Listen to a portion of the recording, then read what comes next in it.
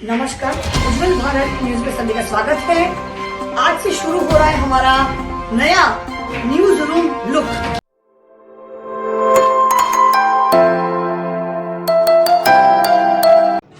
Ganesh Chaturthi special.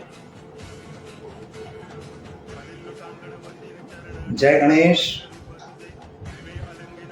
Radhe Radhe, जय श्री कृष्ण। दर्शक मित्रों, मैं आचार्य दुर्गा प्रसाद शास्त्री आप सभी का स्वागत कर रहा हूं हमारे इस स्पेशल कार्यक्रम में, जहां पर हम YouTube के वीडियो बनाते हैं और अपने राशियों के भी वीडियो होते हैं। चैनल में पहली बार जुड़ते हैं तो आपको सब्सक्राइब करना जरूरी है। वीडियो अच्छे लगते हैं तो लाइक से कमेंट जरूर कीजिए। हम समय को बिगाड़े बिना शुरू करते हैं गणेश चतुर्थी स्पेशल। क्यों करनी चाहिए गणेश चतुर्थी, किस प्रकार से गणपति बापा को अपने घर लाना चाहिए और उसका मुहूर्त क्या रहता है, ये अलग अलग वीडियो बनेंगे, लेकिन यह प्रथम वीडियो रहेगा गणेश चतुर्थी क्यों। इस वर्ष यानी 2024 में सितंबर की 7 तारीख को गणेश चतुर्थी का पर्व मनाया जाएगा। वैसे तो 6 तारीख को ही 15:15 के बाद गणेश चतुर्थी प्रारंभ हो जाती है, लेकिन रात्रि के समय होने के कारण इसको चतुर्थी का पर्व का लाभ नहीं लिया जाएगा, क्योंकि यह विनायकी चतुर्थी है। विनायकी चतुर्थी का पूजन जो है रात्रि में नहीं होता। यहाँ पर उदयात तिथि के रूप में 7 तारीख को चतुर्थी तिथि शुरू होती है, जो शाम को 5:17 तक रहेगी। यानी हमें 5:17 तक गणपति बापा मोरिया को जो कोई अपने घर लाना चाहते हैं ला सकते हैं। पहले भगवान गणेश को वंदन करते हैं। ओम नमो गणेभ्यो गणपतिभ्यश्च वो नमो नमो प्रातभ्यो प्रातपतिभ्यश्च वो नमो नमः गृहपतिभ्यो गृहपतिभ्यश्च वो नमो नमः। भगवान गणेश के चरणों में वंदन कर शुरू करें हम आज का गणेश चतुर्थी का पर्व। चतुर्थी को ही गणेश का पूजन क्यों? तो मित्रों, सबसे पहले आप याद रखिए, चतुर्थी तिथि जो है उस दिन हमारा मानसिक लेवल कमजोर रहता है। जब हमारा मन कमजोर रहता है तो हमें भगवान गणपति की आराधना में लीन हो जाना पड़ता है, और वह चतुर्थी का पर्व हमारे लिए उत्तम इसलिए हो जाता है कि हमारा मानसिक लेवल मजबूत बनता है। तो अपने मन को मजबूत करने के लिए ही चतुर्थी व्रत किया जाता है। गणेश चतुर्थी का पर्व जो है वो 10 दिनों का पर्व मनाया जाता है। जैसे नवरात्र है 9 दिनों का पर्व होता है, ऐसे गणेश चतुर्थी का पर्व जो है वह 10 दिनों का पर्व मनाया जाता है। लोग अपने घर में भगवान गणपति की विविध प्रकार की प्रतिमाएं घर में लाते हैं। यहाँ पर हम एक निर्देश जरूर करेंगे आपको कि मृतिका की प्रतिमा ही लानी चाहिए। जैसे पार्थिव शिवलिंग की पूजा होती है वैसे पार्थिव गणेश की पूजा होती है। यानी मिट्टी के शिवलिंग होने चाहिए, गणपति होने चाहिए, ताकि उनको हम पानी में डालते हुए भूल जाए। पर्यावरण की दृष्टि से भी अच्छा है और वास्तविकता जो है ये है। अब हम प्लास्टर ऑफ पेरिस या सीमेंट की मूर्तियाँ लाएं, उसका कोई वैल्यू नहीं रहती। दूसरी बात, मूर्ति जब लाते हैं तो आप बैंड बाजा के सहित आप मूर्ति लेने जाएंगे, या घड़ी घंटी या घंटी वगैरह लेके जाएंगे, और भगवान की मूर्ति लाते समय उनका मुंह अपने घर की तरफ होना चाहिए। ऐसे ही विसर्जन करते समय भगवान गणेश का मुंह हमारे घर की ही तरफ रहना चाहिए, ताकि उनकी कृपा दृष्टि हमारे घर में बनी रहे। यह लाने की प्रथा है। मुहूर्त के रूप में अगर देखें तो कल का पूरा दिन मुहूर्त में ही है। केवल काल और ये चौघड़ियाँ छोड़ दीजिए, बाकी का दिन पूरा अच्छा है। आप बिल्कुल भगवान को कभी भी ला सकते हैं। राहु काल और जो काल चौघड़िया या उद्वेग है उनको छोड़ के बाकी के समय में ला सकते हैं। जो चौक और चौघड़िया की शुरुआत लगभग 12 बजे से होती है, शाम तक आप ला सकते हैं 5 बजे तक। तो यह आपके लिए उत्तम मुहूर्त रहेगा। अब भगवान गणेश के प्रादुर्भाव के विषय में कहानी है। भगवान शिव जब कहीं चले गए, मतलब श्मशान में वो तप करने निकल गए। माँ भगवती अकेली पड़ी, पार्वती माता अकेली हो गई।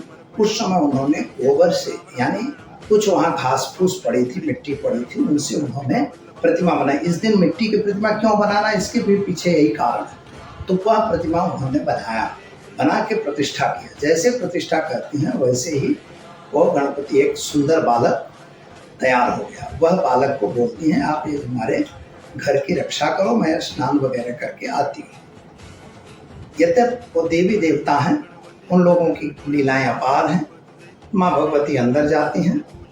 उसी समय नारद जी पहुँचते हैं, बच्चे को देखते हैं, खुश होकर घर से लौट जाते हैं और वो शिव जी के पास पहुँच के, क्योंकि नारद जी पत्रकार थे, उनका काम था एक जगह की बात दूसरी जगह पहुँचाना, वे वहाँ जाके पहुँचाते हैं।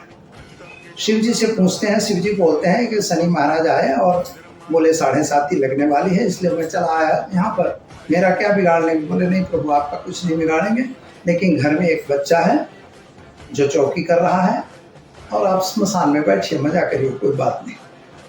इतने टोंट मारते ही भगवान शिव अपने घर वापस आते हैं। देखने आते हैं बच्चा क्या, मतलब क्या?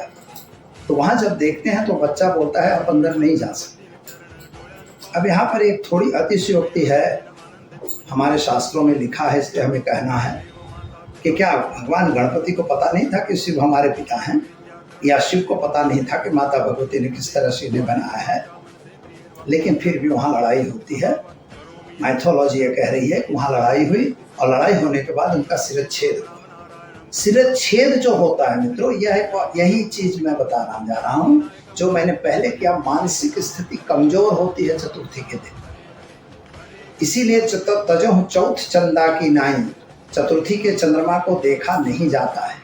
इसीलिए नहीं देखा जाता है क्योंकि मानसिक स्थिति बहुत कमजोर होती है। शिव की मानसिक स्थिति भी बिगड़ गई और भगवान गणपति की भी मानसिक स्थिति बिगड़ गई और परिणाम हुए दोनों लड़ने लगे और उसमें भगवान शिव ने गुस्से में आके उनके सर को अलग कर दिया। सर अलग करते ही माँ भगवती बाहर आती हैं और पूरा उत्पात मचा दिया और सभी देवताओं को श्राप देने का वचन दे दिया। सभी देवता वहां पहुंचते हैं। ब्रह्मा जी ने बोला ऐसा करो, जो भी एक अभी नया मस्तक जो भी मिल जाए उसको लाके लगा दो। हस्ती का मस्तक उनके मस्तक पे लगाया गया। अब यहाँ पर ये भी बात एक देखने वाली बात है कि मतलब जो अभी लोग सर्जरी करते हैं तो भगवान शिव को सर्जरी से जोड़ा जाता है, लेकिन ये थोड़ी मूर्खतापूर्ण बात होगी क्योंकि वो खुद महामृत्युंजय थे। मृत्युंजय मतलब मृत्यु पर भी जिसकी विजय है और जिसको मरे हुए को भी जिला सके, ऐसी शक्ति भगवान शिव की थी। इसलिए उन्होंने वहां गणेश का भी मस्तक लगा सकते थे, पर ऐसा नहीं किया। यहाँ हस्ती का मस्तक रखा गया। इसके पीछे कारण था कि जैसा भगवान मतलब मस्तक बड़ा, यानी सोचने और समझने की शक्ति बड़ी, आंखें छोटी, नीर छीर विवेक की बुद्धि उनमें रहनी चाहिए। अब सूंड वाला भाग आ गया तो नाक भी लंबी, यानी हर चीज को समझ लेना, और कान भी बड़े, यानी सुनना सबका। और जब हस्ती का मस्तक रख दिया तो भगवान का थोड़ा पेट बड़ा हो गया। तो पेट बड़ा होने का भी अर्थ ये होता है मित्रों कि जो कुछ भी आया सब सुन के अपने पेट में रख दिया, किसी को कहा नहीं। इसलिए भगवान गणेश का एक विरल रूप बन गया और विरल रूप बनने से उनको प्रतिष्ठा मिली। सभी ने, देवताओं ने प्रतिष्ठा की, लेकिन माँ भगवती नाराज ही रही। तो एक भी कहा गया कि भैया सबसे पहले इनकी पूजा हो, बाद में दूसरे सब देवताओं की होगी। इंटरव्यू में भी भगवान गणेश पास हुए थे क्योंकि माँ भगवती का और शिव जी का 108 प्रदक्षिणा करके बैठ गए थे। पूरी धरती की प्रदक्षिणा नहीं की। बोले माता ही, धरती ही माता है और आकाश ही पिता है, तो धरती और आकाश की मैंने परिक्रमा कर ली है। वहाँ विष्णु भगवान ने उनको सिक्का मारा, बिल्कुल सही बात है, इसमें कोई गलत नहीं है। तो विवेक ही, बुद्धिशाली, रिद्धि और सिद्धि दोनों उनकी पत्नियां थी। वो कहानी बाद में है, लेकिन इसकी बात है। तो यह चतुर्थी का जो पर्व है यह मनाया जाता है। यद्यपि यह पर्व महाराष्ट्र में ज्यादातर है, अभी तो घर घर में, गांव गांव में मनाया जाता है। सनातन धर्म के देवता भगवान गणेश कहते हैं कि पंचदेव रक्षा करें, ब्रह्मा विष्णु महेश, कलकत्ते की काली और शंकर पुत्र गणेश। यानी गणपति महान देवताओं में से 5 देवों में मुख्य देवता है और गणपति की पूजा करने से ही कोई भी पूजा का कार्य प्रारंभ किया जाता है। गणपति की आप मूर्ति ला लेते हैं, उनको पादक प्रक्षालन करवाइए, उनको आसन पे बिछाइए, मुंह उनका ढके रहिए कपड़े से, सफ़ेद नए लाल कपड़े से। और इसके बाद उनको बिठाने के बाद उनका मतलब पाद्य अर्घ्य आचमन से पूजन करवाइए। 100 पूजन होता है। उनको विविध प्रकार के जो वस्त्र अलंकार हैं वो अभी पहनाए जाते हैं। फूल नैवेद्य पर चढ़ाया जाता है। लड्डू मोदक प्रियम। नमस्ते रुद्रमन्यव तो तिखवे नमस्ते बाहुभ्याम ते नमो नमः। भगवान जो गणपति हैं, नमस्ते गणपते तुमेव प्रत्यक्षम त्वमसि, तुमेव केवलम कर्तासि, तुमेव केवलम धर्तासि, तुमेव केवलम हर्तासि, त्वमेव सर्वम खलविदम ब्रह्मासि। या ब्रह्म भी हैं, खलविद हैं, सब कुछ भगवान गणेश। तो ऐसे भगवान गणेश को अपने घर में स्थापित करिए। 3 दिन रखिए, 5 दिन रखिए, 1 दिन रखिए, 7 दिन रखिए या 10 दिन रखिए, 11वें दिन का विसर्जन करिए। इस तरह से अलग अलग दिनों में उनका विसर्जन किया जाता है। जिसकी जितनी इच्छा होती है आप उतने दिन उनको रख सकते हो। एक संकल्प होता है। कुछ जगह ऐसा लिखा है कि भाई 5 बार लाना, 7 बार लाना, 2 बार। ये पहले ही संकल्प होता है कि मैं 3 वर्ष लाऊंगा या 5 वर्ष।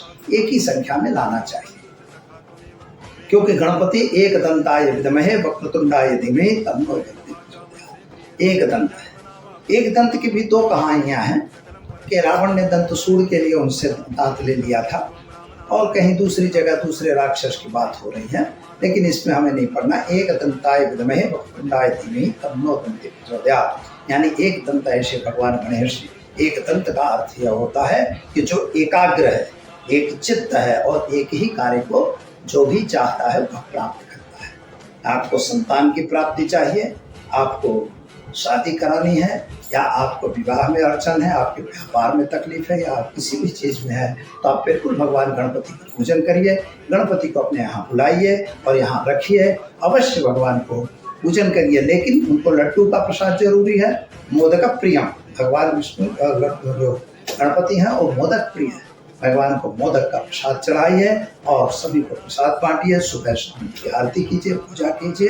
अंत में उनकी विदाई कीजिए। हवन जरूर करना चाहिए विदाई के समय, या कथा वगैरह करके हवन आप कर सकते हैं। ऐसा करने से बढ़िया रहता है। अथर्व शीर्ष का पाठ करिए, ओम गणपति मंत्र का जप करिए, और जैसा भी हो सकता है आप भगवान गणपति की आराधना 10 दिन जरूर करिए। ओम गणपति बाप्पा मोरया। सभी लोगों को गणपति की जो चतुर्थी तिथि है, गणेश चतुर्थी की खूब खूब हार्दिक शुभकामना हमारे चैनल के परिवार की तरफ से। सुखी रहिए, संपन्न रहिए। दीजिए मुझे इजाजत। नमस्कार। उज्जवल भारत न्यूज, देश की प्रखर आवाज। सीमा भट्टाचार्य, मुख्य संपादक। देखते रहिए उज्जवल भारत न्यूज। नजर रखिएगा उज्जवल भारत न्यूज पर। चैनल को लाइक करें, शेयर करें, सब्सक्राइब जरूर करें, क्योंकि आपका साथ ही हमारा विकास है। सबका साथ, सबका विकास, सबका विश्वास, अंत में सबका प्रयास। नमस्कार, धन्यवाद। भारत माता की जय। जय हिंद, जय जय गरवी गुजरात। नमस्कार।